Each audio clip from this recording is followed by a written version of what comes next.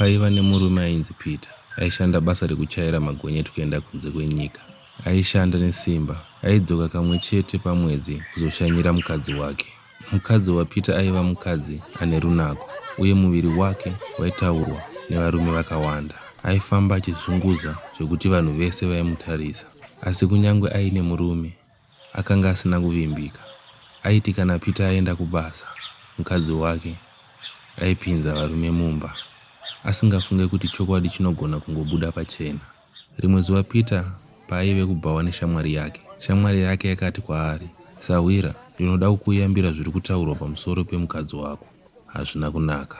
Peter akashamisika, asi haana kuratidza. Akangobuda mubhawa akaenda kumba, pfungwa dzake dzakazara nemubvunzo. Pakasvika haana kumubvunza mukadzi wake. Usiku ihwohwo akati, "Mukadzi wangu, ndiri kuda bota." Asi mukadzi wake akapindura achiti, "Ndakaneta, ndiri kuda kurara."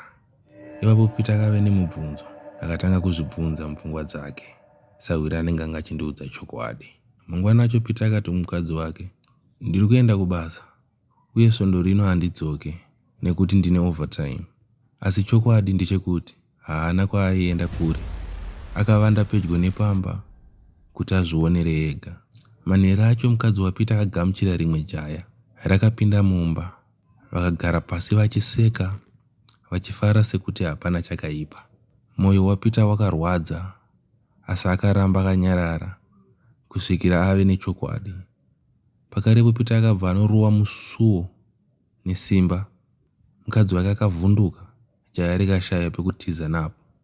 Peter akatarisa mukadzi wake mumaziso achiti, "Ndaivimba newe, ndaikuvimba, ndaikushandira nesimba kuti udye uchiguta, asi iwe wasarudza kundinyadzisa."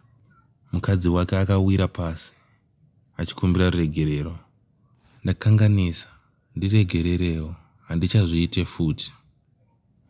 Asi Peter akangoti zvinyoronyoro, rudo haagare pasina kuvimbika. Kana kuvimbika kwapera, hapasisina rudo. Akabva asarudza kuparadzana naye mukadzi wake, achisarudza rugare mupfungwa kupfuura kuramba ari muukama hwakanga husina kuvimbika.